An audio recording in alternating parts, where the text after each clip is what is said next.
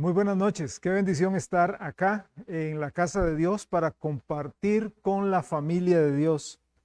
Eh, Gracias damos al Señor por la vida, por la salud, por la oportunidad de reunirnos en este lugar, de tener un país en el cual pues tenemos libertad para poder abrir la escritura, poder congregarnos, crecer en Cristo, alcanzar a otras personas, llevar a cabo la gran comisión.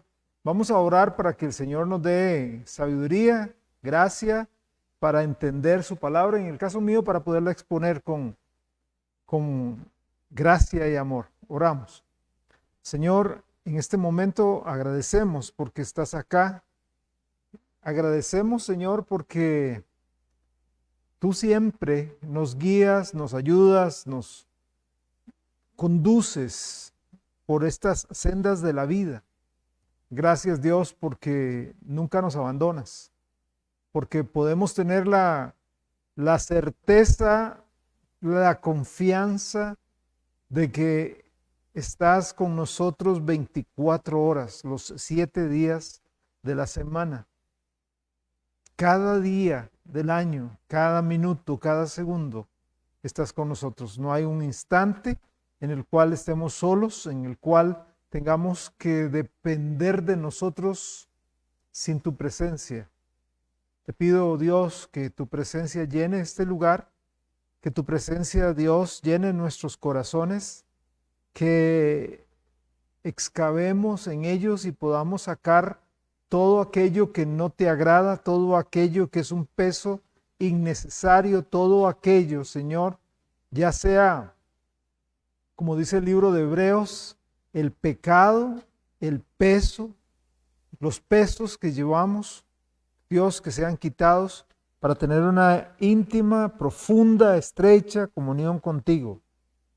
Te pido, Dios, por los hermanos que están acá presentes hoy para el estudio bíblico y pido por aquellos que se están conectando en este momento, se conectarán después, podrán usar, Dios, el internet y podrán estudiar tu palabra con nosotros. Gracias, Dios.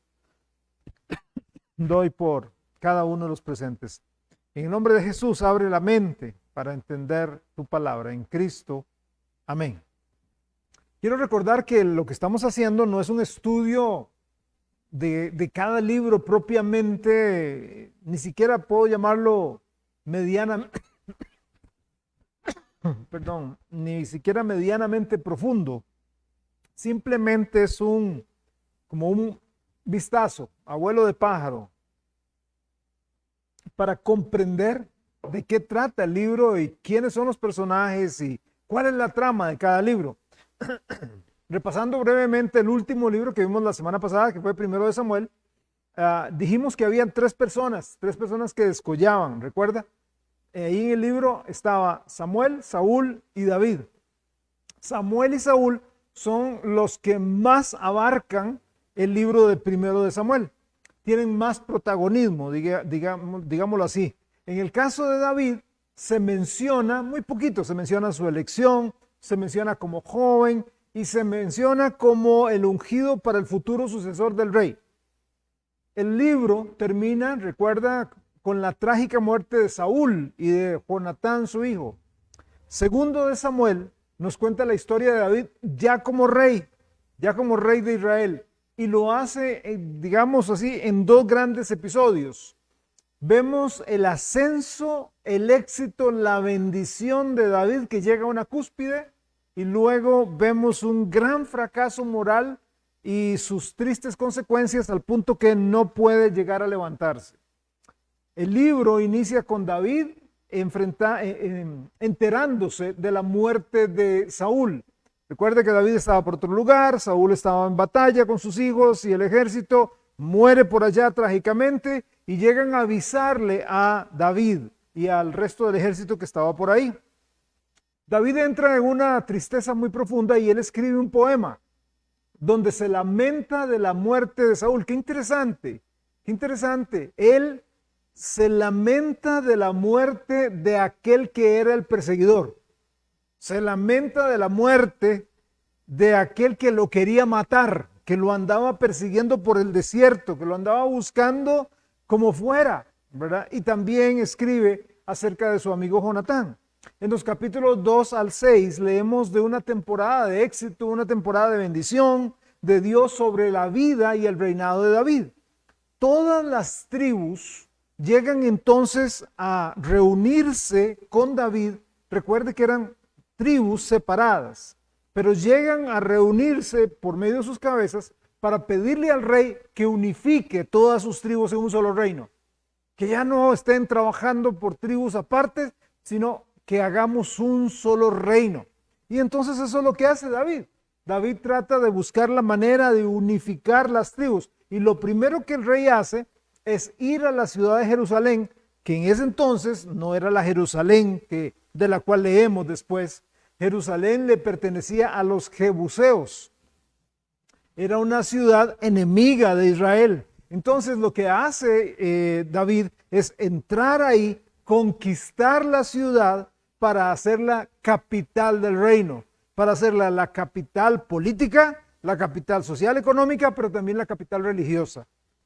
De ahí en adelante, David tiene éxito en todas sus batallas, conquista gran parte de los territorios controlados. Podemos leer ahí en 2 de Samuel muchas de las batallas que él va ganando, va logrando más terreno, uniendo más terreno a su gran reino, ¿verdad? Entonces David llega a decir, ok, ya conquisté Jerusalén, ahora ya es el centro, ya es la capital, pero entonces ahí es donde yo voy a poner el lugar para la adoración a Dios. Aquí es donde se va a construir el templo. Recuerde que hasta ese momento el templo no existía. Donde ellos se reunían eran todavía en el tabernáculo. Entonces él dice, no, traigan el arca del pacto para acá. Traen el arca del pacto todavía sobre tiendas, pero él no solamente entonces quiere que Jerusalén sea la capital del reino, sino que sea el centro de adoración para el Señor. Por lo que hace entonces que traigan el arca. En el capítulo 7 de 2 de Samuel, nosotros vemos que David le externa a Dios, habla con Dios y le muestra su profundo deseo. Él le abre su corazón a Dios y él dice, Señor, yo quiero construirte un templo. Yo quiero construirte un templo majestuoso. De hecho, ya él venía juntando. Él venía juntando madera, él venía juntando oro, él venía juntando telas, él venía juntando un montón de cosas, ¿verdad? Según dicen las malas lenguas, más o menos como lo que están haciendo los judíos ahora para construir el tercer templo. Ya ellos tienen listo casi todo prácticamente para levantar el futuro templo que se va a levantar. Bueno, la cosa es que David ya tiene todos los materiales, ora y le dice, Señor, yo quiero levantarte un templo. Señor, desde que salimos del Éxodo, desde que salió Moisés, has habitado en tiendas. Yo te quiero hacer un templo ahí para expresar mi amor para ti. Ya está, ya es suficiente que vivas en una tienda. Quiero hacerte una casa. Sin embargo, el Señor le dice a David que no. Sin embargo, Dios le dice, no, David. A pesar de su gran deseo, le dice, no, David, no vas a levantarme el templo, no, porque eres un hombre de guerra. Tus manos están manchadas de sangre. No vas a edificarme casa, pero un hijo tuyo sí lo va a hacer. Un hijo tuyo sí. Y el rey entonces lo que hace es que no se enoja, no se frustra, sino que más bien responde con una humildad, agradeciéndole a Dios que lo tuviera por digno de que en su casa hubiera alguien que fuera a construir el templo. O sea, yo me pongo a pensar en eso y digo yo, ¿usted sabe cómo hubiera reaccionado yo? Yo quiero hacer el templo, Señor, yo lo quiero hacer. Señor, yo tengo los materiales, tengo la capacidad, tengo la gente. Nada más decime sí y ya empiezo. Y Dios le dice, no, no vas a ser vos, va a ser un hijo.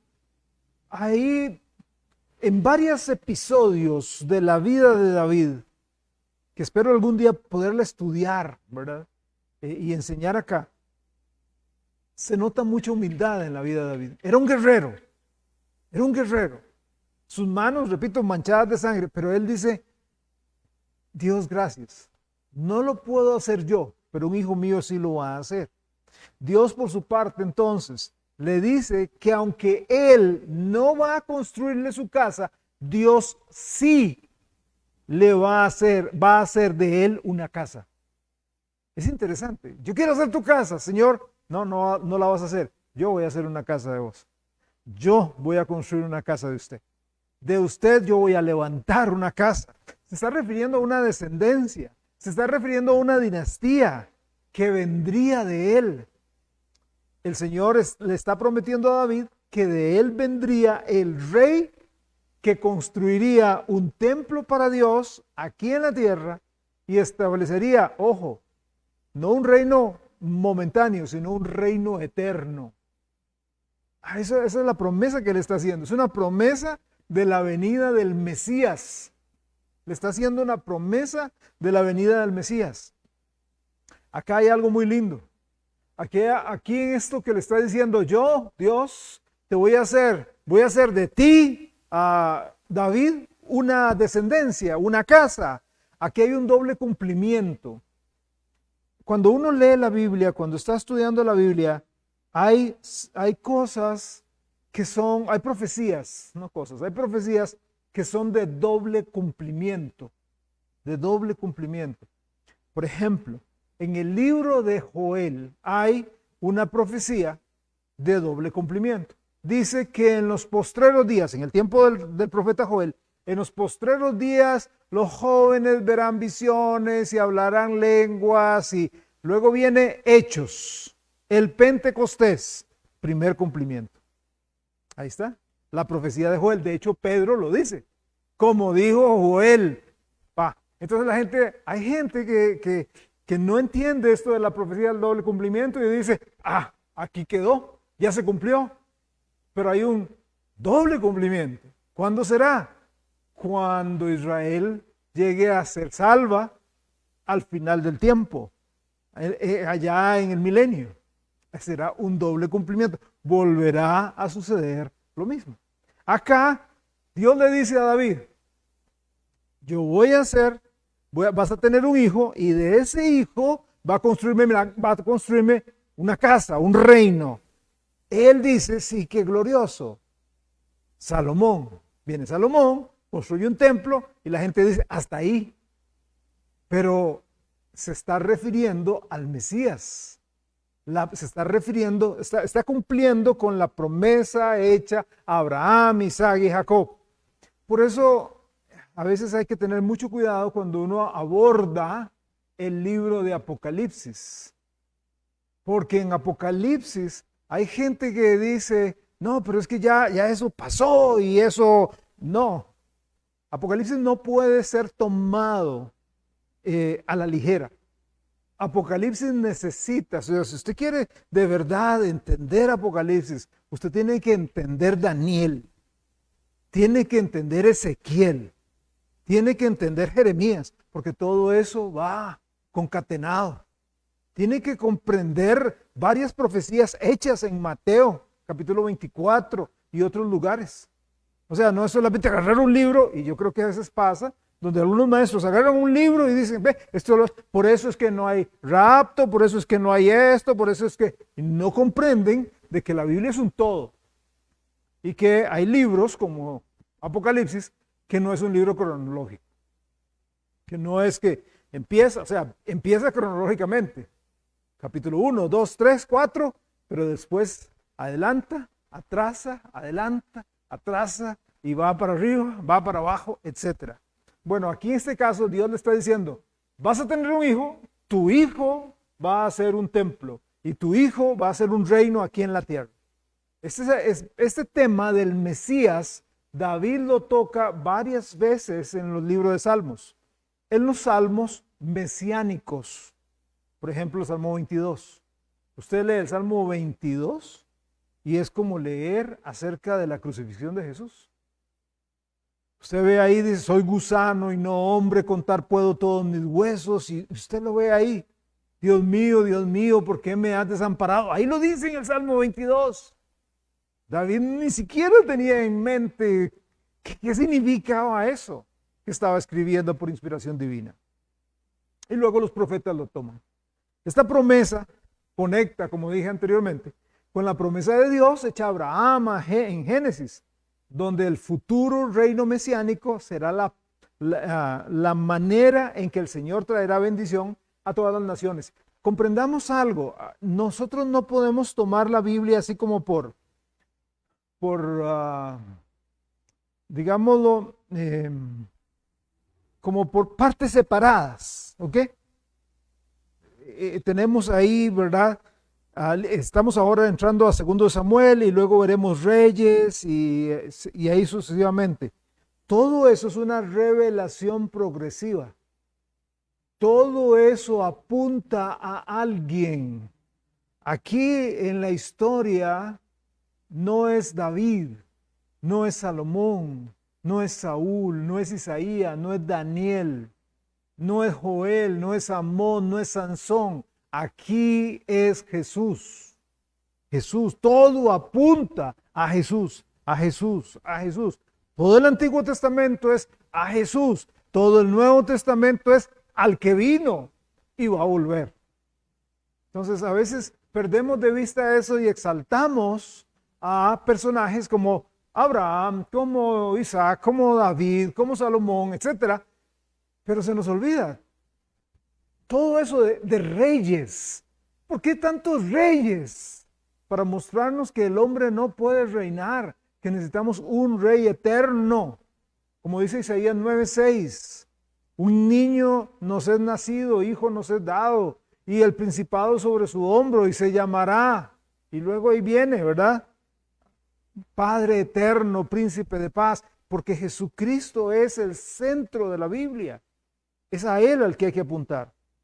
Es aquí, en medio de toda esta bendición de David, donde David llega a la cúspide. Ha conquistado un montón de terreno, ha logrado un montón de victorias. Dios le dice, voy a hacer una casa de ti, David. Hay un pacto que se hace, el pacto davídico. Y eso es un estudio muy lindo, los pactos en la Biblia, pacto abrahámico, pacto davídico, etc. Aquí se hace un pacto con David. Llega al pináculo y de ahí se viene en caída libre, ¿verdad? Algo terrible, sale todo mal. David comete el pecado, en realidad no un pecado, varios pecados, que se entrelazan llevándolo a deshonrar a Dios y dañar su reinado. Me refiero a adulterio que cometió con Betsabé, abusar de la autoridad de su parte, el asesinato del esposo de la mujer con la que cometió adulterio, involucrar en el crimen a su general, mentir, engañar, fraguar. Todo eso cometió ese pecado. Todo eso lo encontramos en 2 Samuel 11 y 12.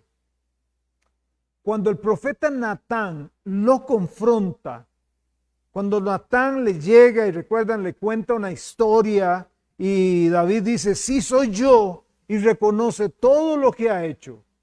Esto hace de David un hombre diferente. Un hombre diferente. Él pudo. O sea, yo quiero que veamos. David está en el cuarto principal, ahí en el salón del reino, con el profeta. Él perfectamente puede llegar y decir, cierren las puertas, voy a reunirme con el profeta, y lo mata, y luego dice, de ahí, fue en defensa propia. O puede llegar y decir, guardias, me está levantando un falso, agárrenlo y lo mata. Pero ¿qué es lo que hace? Se humilla, pide perdón. David no era perfecto, pero era humilde al llamado del arrepentimiento.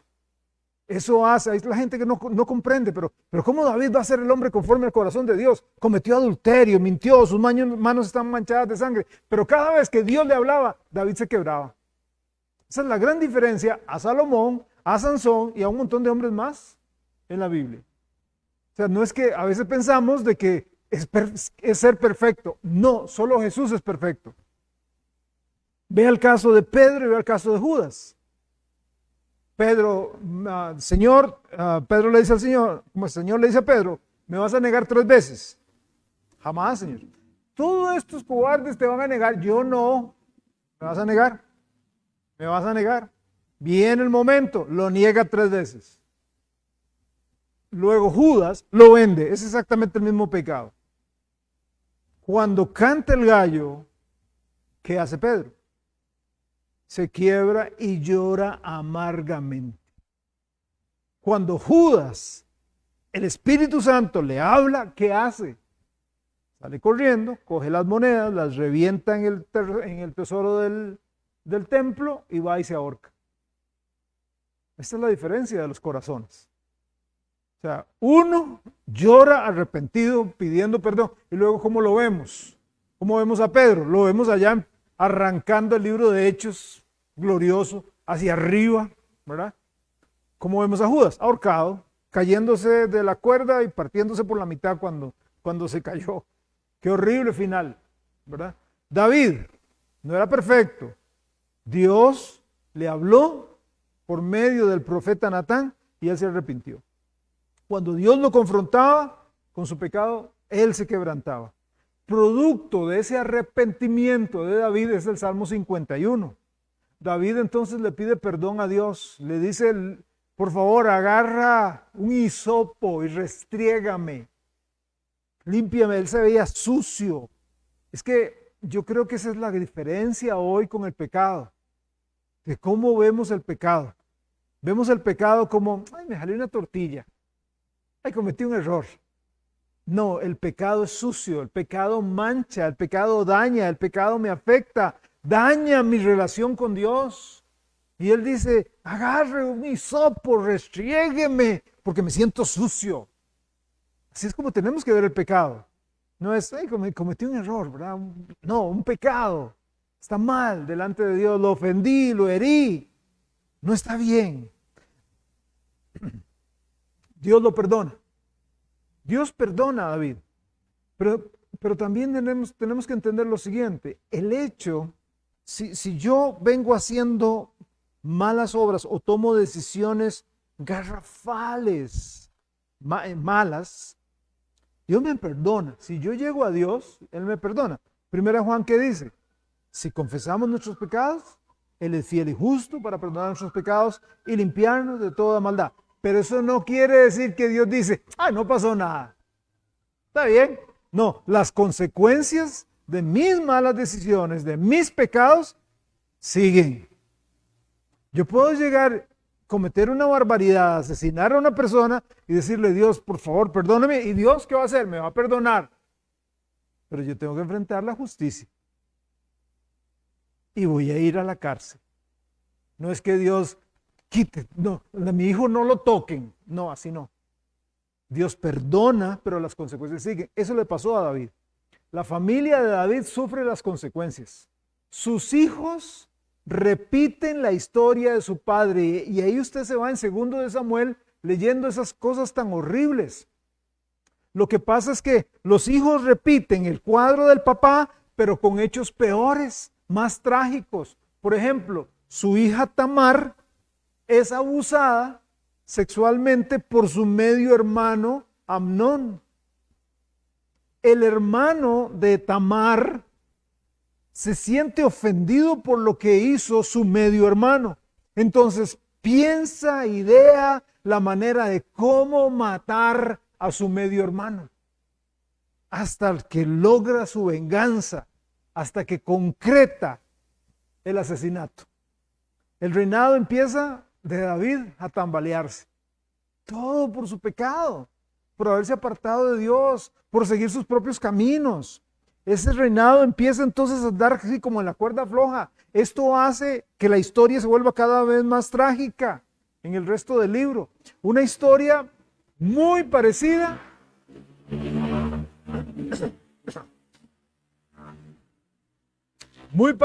a la de Saúl, muy parecida. Empezó bien y empezó a terminar mal. En los capítulos 15 al 18, este hijo que había matado a su medio hermano se llamaba Absalón, el hermano de Tamar. Absalón, entonces empieza a tramar un plan secreto. ¿Para qué? Para derrocar a su papá. Para quitarle el trono a su papá. Muy inteligente. Es una trama tremenda, increíble. Busca dividir. El hombre dice, ok, el rey está allá. Yo me voy a adelantar y yo voy a estar acá. cuando venga la gente con sus problemas, con sus necesidades, yo voy a estar ahí, voy a hacer un puro amor, una pura dulzura y les voy a preguntar, ¿y a qué viene? Es que le traemos una situación al rey. Ay, el rey está tan ocupado. El rey no los puede atender, pero yo, su hijo, con mucho gusto les voy a resolver las cosas. Entonces la gente desafortunadamente no piensa, desafortunadamente así es, mejor voy a preguntarle al rey a ver si de verdad está tan ocupado. No, la gente se creyó la trama que hizo Absalón. La gente entonces empezó a confiar en Absalón. Ay, que carga Absalón. Ve, Absalón sí tiene tiempo para mí. En cambio el rey, está ocupadote allá, seguro jugando tenis en el castillo y no me atiende. En cambio Absalón sí, él está aquí metido conmigo, hombro con hombro, sudándose, con las mangas arrolladas, ¿verdad? Al punto que entonces convence al pueblo y dice, ahora sí, levantémonos. Saquemos al rey, porque el rey no está haciendo nada. Yo sí lo voy a gobernar bien. El rey, por segunda vez, es obligado a dejar su trono y salir huyendo. Y esas son las partes tristes de la Biblia. La Biblia tiene un montón de partes bonitas, pero también de partes tristes. Cuando él pasa el arroyo, estaba el castillo y hay un arroyo. Y donde él dice, pasa el arroyo y él va con una tristeza increíble. Yo me imagino que así como agarró un salveque y echó todo lo que pudo y ahí lo llevaba huyendo de su propio hijo, quien no era que solamente quería aprisionarlo, no, quería matarlo para apoderarse de su trono. No era ahora Saúl el que lo persigue, no es el rey el que lo persigue. El que lo está persiguiendo es su propio hijo, su propia sangre. ¿Cómo termina esa rebelión? Esa rebelión termina otra vez con un acto de sangre. El hijo de David es asesinado por uno de los generales. ¿Y qué es lo que sucede? Vuelve a romper el corazón de David.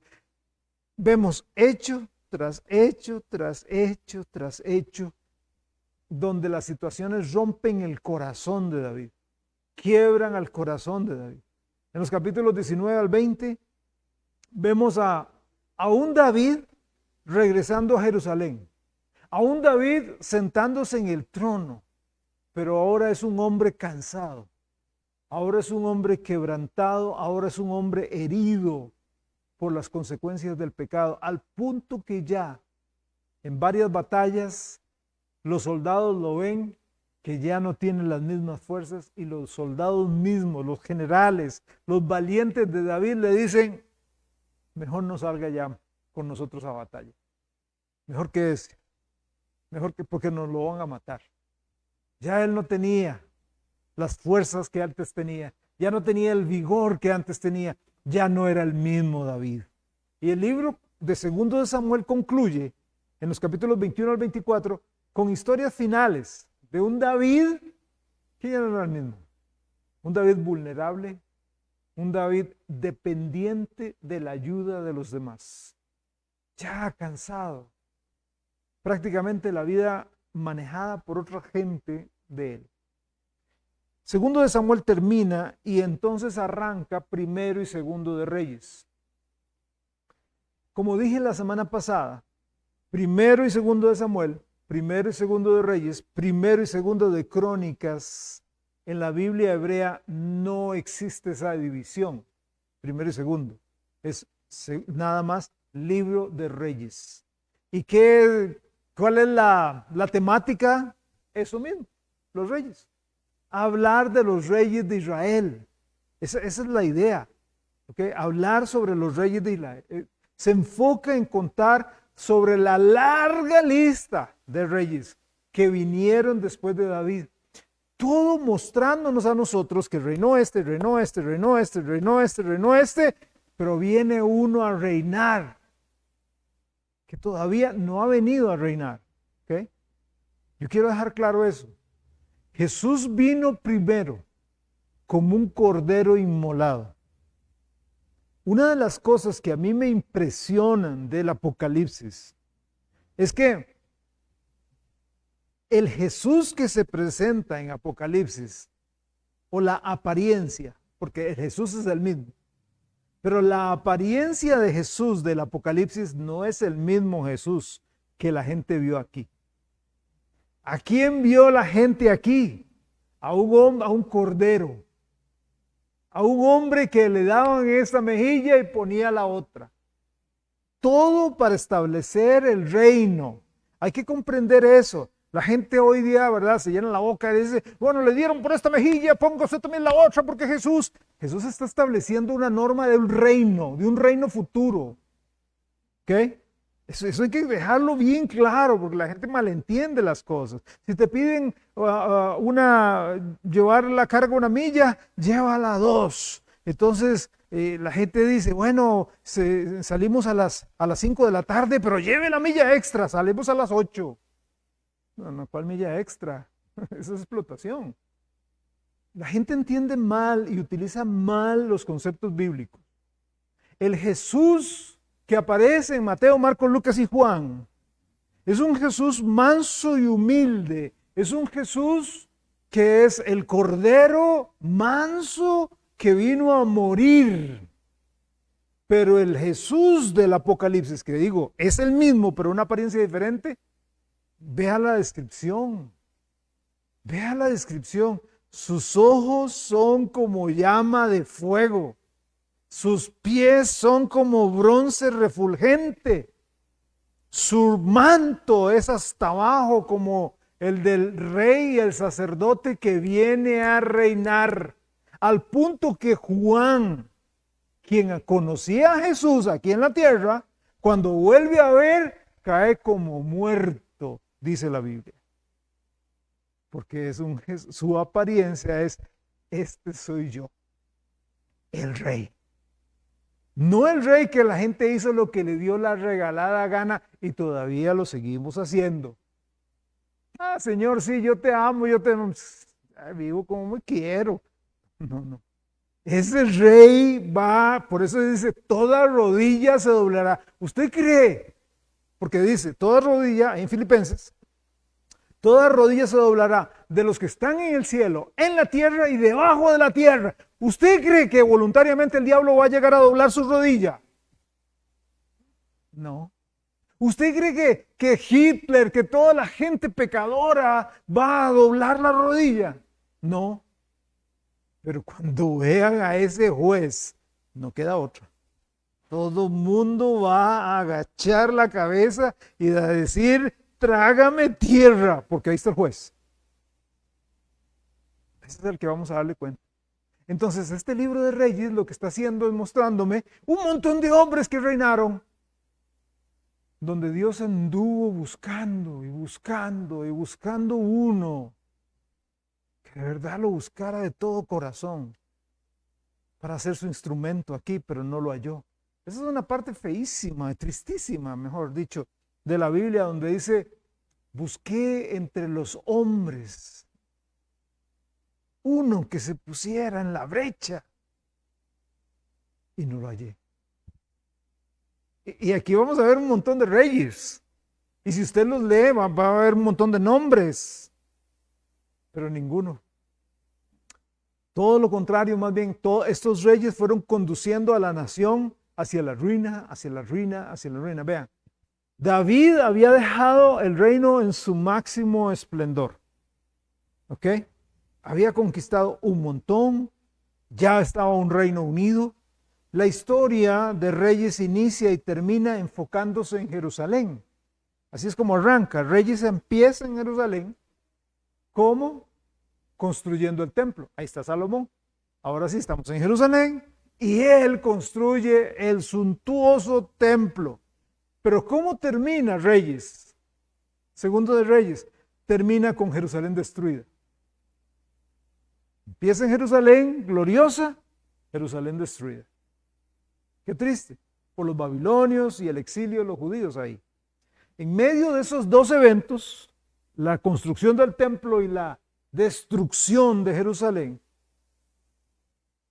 vemos dos eventos, vemos eventos enfocados ahí, que ahorita les voy a ir narrando.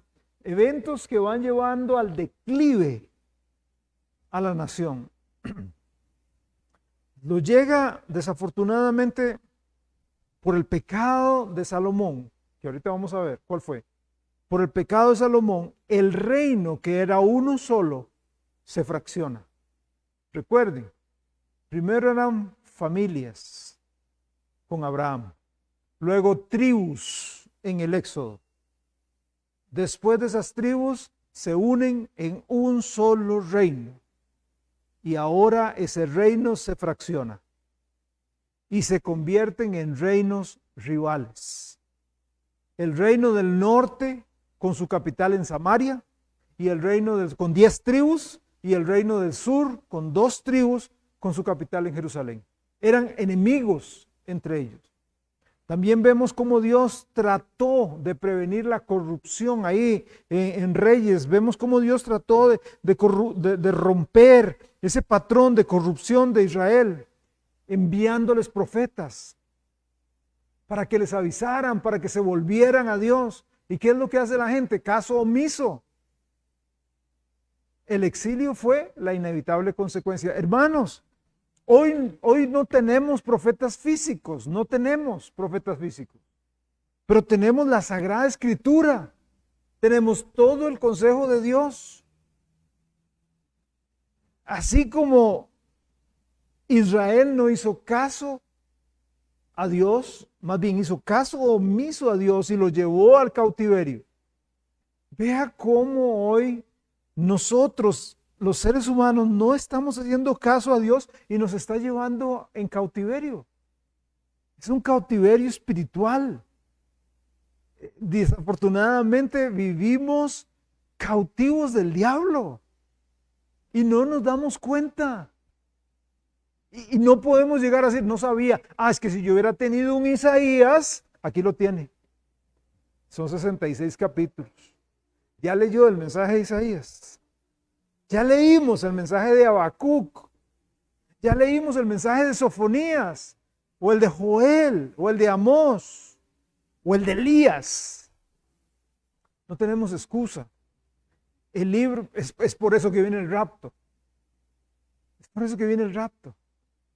Ay, qué lindo, es que el rapto viene porque el Señor nos va a llevar, y sí, nos va a llevar, pero nos va a llevar porque no estamos haciendo nada. Porque estamos viendo un mundo que se está perdiendo y no estamos haciendo nada. Y no estoy hablando solo de Casa de Pan, estoy hablando de la iglesia en general, de la iglesia en el mundo. Si la iglesia estuviera haciendo algo, no tendríamos el índice de criminalidad que tenemos hoy. Pastor, eso no es posible. Sí, sí es posible.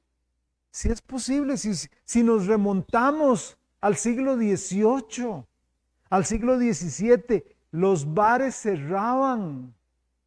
Había provincias enteras en Inglaterra donde no había criminalidad porque los criminales se volvían a Dios, porque los bares se volvían iglesias, porque la gente, las prostitutas dejaban de prostituirse y buscaban a Dios.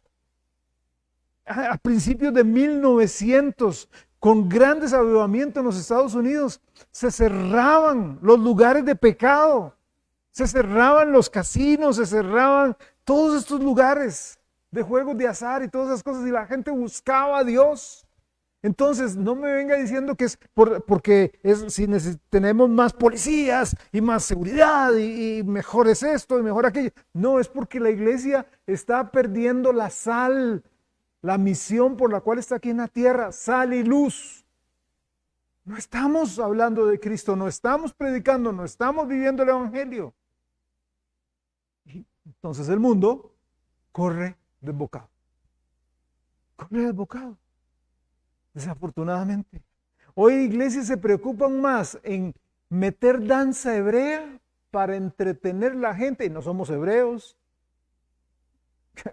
que en buscar las almas y presentarles a Cristo. O sea, nos estamos volviendo circos las iglesias, lugares para entretener payasos.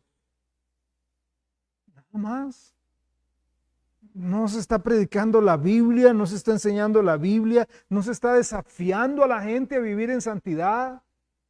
Desafortunadamente, ya la santidad, no, yo me cambio de iglesia. Yo voy a buscar otra iglesia donde me dejen vivir a mí como yo quiero, la vida loca. ¿verdad? Y soy cristiano. Me dijeron que era cristiano, ¿verdad? Haciendo lo que quiero, cuando quiero, como quiero. No, así no. Por eso estamos como estamos. Y en el caso de los reyes, terminó en el cautiverio. En el caso de nosotros es Jesús viene. Jesús viene. Porque la iglesia no está cumpliendo su misión. El libro inicia con 2 capítulos haciendo el traspaso del reino de un gastado David a su hijo Salomón. Así es como arranca. Ahí vemos a David ya viejo, muy cansado, muy gastado, muy dañado, que dice, ok, ahora sí es tiempo. Adonías quiere apropiarse del reino, le cuentan y él dice, no, llámeme a Salomón. Salomón es el rey. Lo voy a ungir rey, lo voy a escoger rey, él va a ser el rey, lo voy a proclamar rey, él va a ser el rey. Sus últimas palabras hacia él, hacia Salomón, son manténgase fiel al pacto, manténgase fiel a los mandatos de Dios, permanezca leal a Dios. Léalo conmigo, Primero de Reyes, capítulo 2, versículos 1 al 4. Primero de Reyes 2, 1 al 4. Llegaron los días en que David había de morir y ordenó a Salomón su hijo diciendo, yo sigo el camino de todos en la tierra. Esfuérzate y sé hombre. Me encanta esto. Guarda los preceptos de Jehová tu Dios, andando en sus caminos y observando sus estatutos y mandamientos, sus decretos y sus testimonios, de la manera que está escrito en la ley de Moisés, para que prosperes en todo lo que hagas y en todo aquello que emprendas, para que confirme Jehová la palabra que me habló diciendo, si tus hijos guardaren mi camino, andando delante de mí con verdad, de todo su corazón y de toda su alma, jamás, dice, faltará a ti varón en el trono de Israel. En los capítulos 3 y 4 vemos uno de los momentos claves del libro. Salomón le pide a Dios sabiduría. Es un momento lindo. Está ahí un momento de intimidad, Salomón, Dios, y el Señor llega y le hace una pregunta que yo digo, uy, si me lo hubiera hecho a mí, ¿cómo hubiera respondido? ¿Qué quieres que te dé? ¿Qué quieres que te dé? Pide lo que quieras. ¿Qué quieres? Y Salomón le dice, Señor, yo quiero sabiduría. Yo soy joven, dijo. Yo no sé cómo entrar ni salir. Este pueblo es grande, este pueblo es numeroso. Aquí hay soldados, pero tremendos, estadistas, aquí hay de todo. Yo no sé cómo hacer. Señor, deme la gracia, deme la sabiduría para poder gobernar correctamente a este pueblo. ¿Y qué hace el Señor? Se complace. Y el Señor le da esa sabiduría, y no solamente la sabiduría, le da riquezas y le da fama. Porque Él dice, Dios fue impresionado, porque Dios dice, no pediste salud, no pediste riqueza, no pediste la vida de tus enemigos. Ay, Señor, mata a todos mis enemigos, ya. No. Pidió sabiduría. ¿Sabes? Eso es lo que tenemos que estar pidiendo todos los días. Sabiduría. Sabiduría para enfrentar las situaciones de la vida, para enfrentar las cosas de la casa, para enfrentar mis luchas, para enfrentar las luchas en la calle, para tomar decisiones sabias en el trabajo, en los negocios.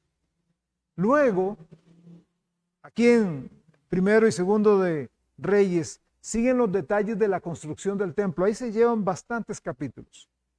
Detalles, Dios es un Dios de detalles. Me encanta también eso. Es un Dios de detalles.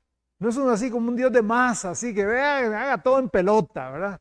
Sino vea la creación. Ve el detalle de la creación. Bueno, cuando Dios le dice, ok, Salomón, ¿me vas a construir el templo? Bien, yo lo quiero así. Y empieza. Y le da los planos. O sea, Dios como arquitecto, ingeniero, le da los planos a Salomón. Tome, ¿quiere hacer un templo? Usted me va a hacer un templo. Y yo lo quiero así. Fino, lindo, bello. El diseño del templo es precioso, que si usted se pone a ver los detalles, se parece en algunas escenas que él pide que se pinten, quiere como traer a la memoria a la gente el jardín del Edén. Hay árboles, hay fruto, hay río, hay de todo, ¿verdad? O sea, pintado, dibujado, bordado. Ese lugar, ahí en el Edén, era un lugar en que el cielo y la tierra se juntaban. Dios bajaba a ese lugar y hablaba cara a cara con Adán y Eva. Y ahí en el templo eso era lo que Dios quería que sucediera. Donde Él iba a habitar con el hombre. Pero ¿qué pasa? Cuando Salomón termina el templo, apenas lo termina, y sabe, y esto me pone a pensar mucho, qué cuidado tenemos que tener nosotros cuando tenemos victorias. A Saúl le pasó, a David le pasó, a Salomón le pasó, y a usted y a mí nos puede pasar. Cuando de repente empezamos a tener victorias, éxito, llamémoslo así, éxito en el trabajo, éxito en la familia, dinero, posición, vamos subiendo, ahí ya la gente nos quiere y vamos aflojando, vamos aflojando. Lo que hizo Salomón una vez que construye el templo, o sea, fue una fama tremenda, hasta la reina de Sabá en África llegó, vino a buscarlo. Es que me contaron de su gran fama. Me contaron es que no, es tremendo. O sea, estamos hablando de Etiopía. Vino desde allá hasta Israel para ver todo. O sea, pero de repente él empieza con un gobierno que empieza a tambalearse. ¿Cómo? Empieza a pensar en sí mismo. Dice, ok, yo construí una casa para Dios, ahora voy a hacer una casa el doble de grande y lujosa para mí. Y empieza a hacerse una mansión tremenda. Y de repente hay cosas que él empieza a hacer que usted dice, qué barbaridad, qué cuadros aquí de la maldad. Primero se casa con la hija de Faraón, la hija de Egipto. ¿Debía casarse con ella? No. Pero él dice, yo quiero hacer alianza con ese gobierno. Entonces, yo quiero estar en tranquilidad con Egipto. Yo quiero tener la riqueza de Egipto, de Tebas, Memphis y todos esos lugares. Entonces, me voy a casar con la hija de Faraón, una pagana. ¿Ok? Y luego empieza a casarse con otras mujeres y empieza a hacer alianzas políticas y adopta entonces los dioses de ellas, junto con todas sus costumbres paganas, e introduce su adoración en Israel. Vea Primera de Reyes 3.1. Primero de Reyes 3.1. Salomón hizo parentesco con Faraón, rey de Egipto, pues tomó la hija de Faraón y la trajo a la ciudad de David, entre tanto que acababa de edificar su casa y la casa de Jehová y los muros de Jerusalén alrededor. Ahora, capítulo 11, Primero de Reyes, capítulo 11, versos 1 al 8. Pero el rey Salomón amó, además de la hija de Faraón, a muchas mujeres extranjeras, a las de Moab. Vea que dice amó, no solamente le gustaba, no, lo amó. A las de Moab, a las de Amón, a las de Edom, a las de Sidón, a las Eteas, gentes de las cuales Jehová había dicho a los hijos de Israel, no os llegaréis a ellas, ni ellas se llegarán a vosotros, porque ciertamente harán inclinar vuestros corazones tras sus dioses. Por eso, paremos acá, la Biblia dice claramente en 2 Corintios, no se unan en yugo desigual con los incrédulos. Ay, pero es tan bueno, ay, pero es tan bonita, solo le falta ser cristiano, le falta todo. Juan 8 es muy rudo y muy drástico con eso. Vosotros de vuestro padre el diablo sois y los deseos de vuestro padre queréis hacer. Entonces, de repente, ella o él va a decir, al principio va a comulgar, sí, con la fe, pero de repente va a decir, ¿sabe qué? No, ya no, ya no voy, ya no vamos, ya no quiero. ¿Qué va a hacer usted? Usted se unió en un yugo desigual. O sea, recuerda el mensaje del domingo del hermano Brian, se puso el yugo con alguien que no era igual que usted. ¿Ok? No es porque Dios es idiático, no es porque... Y lo peor de todo, los que sufren, y hermanos, yo lo veo. Yo enseño en un colegio donde un papá es de una fe y una mamá es de otra fe. Y el hijo dice, yo no quiero nada de ninguno. No quiero nada de ninguno. No. Tengo que recibir la materia, la recibo, pero yo no. ¿A quién le hago caso? Él dice una cosa, ella dice una cosa, él dice una cosa, ella dice una cosa. ¿Por qué? Porque eso es un yugo desigual. ¿Ok? A estas, dice el versículo, a estas pues se juntó Salomón con amor, segunda vez que lo menciona. Versículo 3, y tuvo 700 mujeres reinas y 300 concubinas. Esperemos un momento. Salomón era, para que tengan una idea, era multimillonario. ¿Cómo va a mantener 1000 mujeres? 1000 mujeres. ¿Y sus hijos? ¿Cuántos hijos cree que tuvo? O sea, póngase a pensar. Veía a una mujer, vamos a decir, veía no sé, a Juana de Arco hoy. Y la podía volver a ver hasta 3 años después. 1000 mujeres. O sea, cuando llegaba, hola, ¿cómo está? Aquí te presento de 2 años a Salomoncito. No, hombre, ¿verdad? Ellas tenían que vivir, ¿en dónde? No era exactamente en su propia casa, ellas tenían su casa, un castillo hecho para ellas, para que vivieran 700 o varios castillos, más la comida, más la ropa, más su manutención, sus perfumes, sus cosméticos. Era millonario. ¿Okay? Pero vea lo que dice. 700 mujeres reinas, 300 concubinas, y sus mujeres desviaron su corazón. Y cuando Salomón era ya viejo, sus mujeres inclinaron su corazón tras dioses ajenos, y su corazón no era perfecto con Jehová su Dios, como el corazón de su padre David. Porque Salomón siguió a Astoret, diosa de los sidonios, y a Milcom, ídolo abominable de los amonitas, e hizo Salomón lo malo ante los ojos de Jehová, y lo siguió y no siguió cumplidamente a Jehová como David su padre. Entonces edificó Salomón un lugar alto a Quemos, ídolo abominable de Moab, en el monte que está enfrente de Jerusalén, y a Moloc, ídolo abominable de los hijos de Amón. Así hizo para todas sus mujeres extranjeras, las cuales quemaban incienso y ofrecían sacrificios a sus dioses. Salomón se casa con un montón de mujeres, sigue un montón de dioses y empieza a acumular grandes cantidades de riqueza, de caballos, organiza un gran ejército. Y si usted ve Deuteronomio 17, ahí están las normas y las pautas que Dios había escrito para los reyes. Dios dice, ok, yo sé que algún día van a tener reyes. Entonces, aquí están las normas. No va a incrementar dinero para sí mismo. No va a tener muchos caballos. No va a hacer. Todo lo estaba violando Salomón. Todo.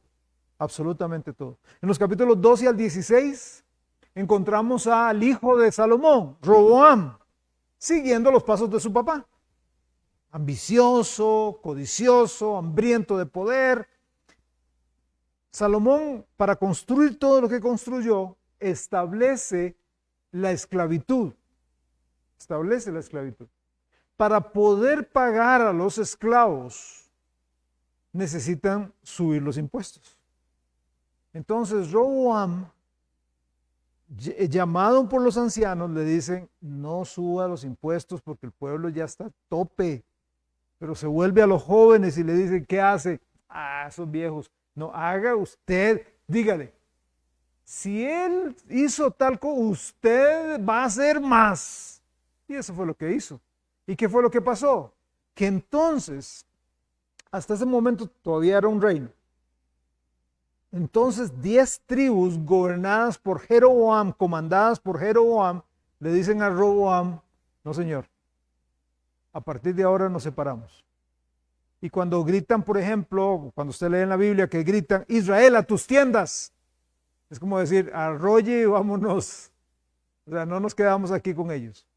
Y Jeroboam se lleva a las 10 tribus. Roboam se queda con 2 tribus nada más. Jeroboam, con el reino del norte, levanta 2 templos. Recuerde que en el reino del sur había uno, el templo de Salomón. En el norte levantan 2 templos para competir contra el templo de Dios. Un templo en Dan y un templo en Betel. Y en ambas pone un becerro de oro para ser adorado. Por eso el reino del norte, cuando es llevado cautivo, nunca vemos que se levanta. Nunca. Su idolatría, su pecado y su rebelión contra Dios fue extremadamente grande.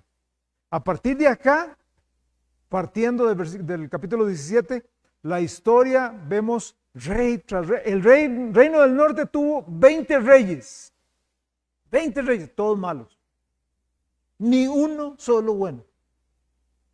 El autor del libro de Reyes, que por cierto no se sabe quién fue, evaluó cada rey. Cada rey. ¿Adoraban al único Dios o adoraban varios dioses? Adoraban varios dioses. ¿Se mantuvieron fieles al pacto? No, violaron el pacto. ¿Quitaron la idolatría del pueblo? No, no la quitaron. 20 reyes del norte, todos hicieron lo malo. ¿Y del sur? El sur tuvo entre 19 y 20 reyes. 19 y 20 reyes. Solo 8 hicieron lo bueno. 12 hicieron lo malo. 20 más 12, tenemos 32 reyes que hicieron lo malo ante los ojos de Dios. De hecho, esa frase se repite. Veámosla así rapidito. Primera de Reyes 15.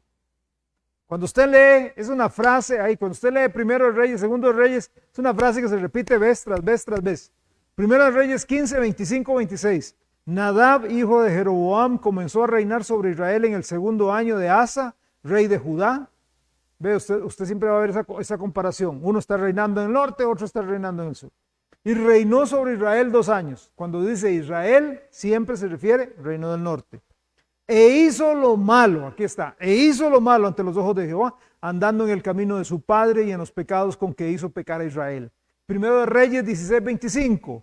Y Omri hizo lo malo ante los ojos de Jehová, e hizo peor que todos los que habían reinado antes de él.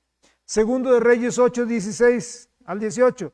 En el 5.º año de Joram, rey de Acab, rey de Israel, y siendo Josafat, rey de Judá, ve, ahí están, 2 reinos. Comenzó a reinar Joram, hijo de Josafat, rey de Judá. De 32 años era cuando comenzó a reinar, y 8 años reinó en Jerusalén.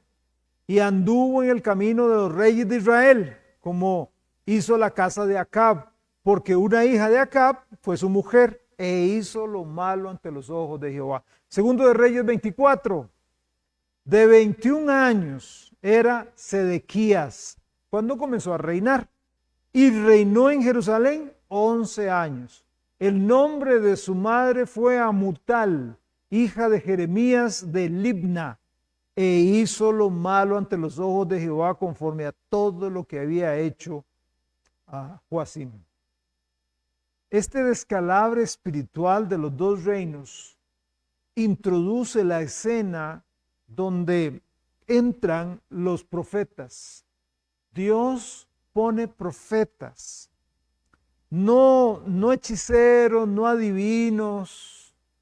El profeta tenía una misión. La gente, por no estudiar la Biblia, caen en el grave error que dicen, bueno, el profeta profetizaba. O sea, el profeta decía, viene tal cosa. De un 100% de las profecías, tal vez un 30% tienen que ver con eso. El otro 70% era un así ha dicho Jehová, arrepiéntanse. O sea, cuando se habla de profeta, se lo voy a poner así, es decir lo que Dios dice sin pelos en la lengua. O se arrepienten o Dios castiga a este pueblo. O se vuelven y abandonan el pecado, o está puro Juan el Bautista con Herodes. Usted tiene la hija de la esposa de su hermano, usted se la quitó, usted es un descarado, cochino, que debe abandonar su pecado. Eso era lo que hacían los profetas. No tanto como, es que viene una hambruna y que, sí hay algunos profetas que hacían eso, pero eso es una partecita pequeña de la profecía. Profecía era disparar el así ha dicho el Señor. Y junto con eso, si no se arrepienten, vendrá un reino y los gobernará. Entonces ahí sí, viene la profecía. Eso es importante entenderlo. Para cada rey, Dios levanta profetas. Dos de los profetas más grandes, más reconocidos, fueron Elías y Eliseo. Elías estuvo durante el reinado de Acab y Jezabel, un profeta rústico, muy parecido a Juan el Bautista, diciéndole las cosas tal y como son. Usted recordará la historia de cuando enfrentó a los 450 profetas de Baal. Yo le invito para que usted lea la historia hoy en la noche, Primero de Reyes 18, ahí se encuentra. Es buenísima, muy buena. Y luego quedó su sucesor, Eliseo. Hay algo muy interesante. Cuando se iba a ir Elías, Eliseo le dijo, Padre mío, concédeme una doble porción de tu espíritu. ¿Se recuerda? Porfa. Y él le dijo, vamos a una cosa. Si usted me ve cuando yo me voy, yo le voy a dar mi manto y usted va a tener la doble porción. La Biblia enseña que él lo hizo, él lo vio. Si usted contabiliza los milagros que hizo Elías, fueron 7 grandes milagros. Si usted contabiliza los milagros que hizo Eliseo, fueron 14. Una doble porción de su espíritu. Qué belleza la Biblia, qué belleza. Para ir terminando, el reino del norte no se arrepiente. Hay una revolución sangrienta. Un hombre llamado Jehú mata a todos los familiares de Acab. Es un libro donde chorrea sangre. Cuando usted lo lee, le sale sangre de cada página ahí, porque matan y matan a los hijos y matan a todo el mundo. Es horrible. Este rey Jehú es asesinado por otro. Y en Segundo de Reyes 17, vemos entonces que Dios dice, hasta aquí el reino del norte. Y manda a los asirios, los conquistan y se los llevan a Asiria y los dispersan. Y nunca vemos ningún regreso del reino del norte a su tierra, nunca. Ellos llegaron, es que ya estaban tan contaminados, ya no había diferencia.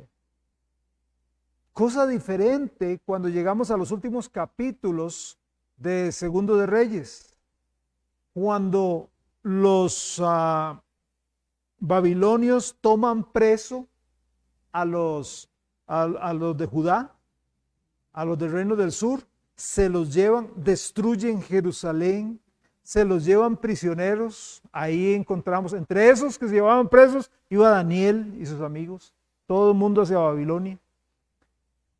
Pero qué diferencia, porque cuando usted ve aquella famosa canción que está acá en la Biblia, que fue cantado por un grupo secular, Bonnie M, junto a los ríos de Babilonia, eso es lo que dice. Junto a los ríos de Babilonia nos sentamos Y ellos, los babilonios, nos decían, cante, porque el judío era alegre, es alegre. Entonces, cántenos, vamos, cántenos esas canciones tan bonitas que ustedes cantaban. Y ellos dicen, ¿cómo vamos a cantar cuando estamos en otra tierra? Qué interesante, porque ellos aún, sí, mantenían su idolatría, mantenían su pecado, aún había un vestigio de diferencia en ellos. Vestigio que Dios enciende un fuego allá después, lo que vamos a ver la otra semana, y regresan a la tierra. En cambio, con los del norte, nos llevaron prisioneros y somos de los mismos. Hablamos igual, vivimos igual, vestimos igual, hasta adoramos a los mismos dioses. Entonces, ¿qué vamos a volver a adorar a Jehová, el único Dios? No. Qué triste. Hay diferencia. Hay diferencia en nosotros y el mundo que nos rodea. Solo nosotros podemos contestar eso. Vamos a orar. Padre, muchas gracias te damos en este momento por la sangre de Cristo derramada en la cruz del Calvario y aplicada a nuestro corazón. Si no tuviéramos esa sangre, no podríamos ver con claridad, no podríamos pensar con claridad. Ayúdanos, Padre amado, para ser sensibles a tu voz. Estamos, Señor, conociendo, comiendo y compartiendo tu palabra. Por favor, Dios, ayúdanos a mantener un cambio en nuestra vida, una vida diferente. Te glorificamos, te honramos, en el nombre de Jesucristo. Amén. Amén. Que Dios les bendiga, que tengan muy buena noche. Allá tómense un cafecito, un fresquito. Bendiciones.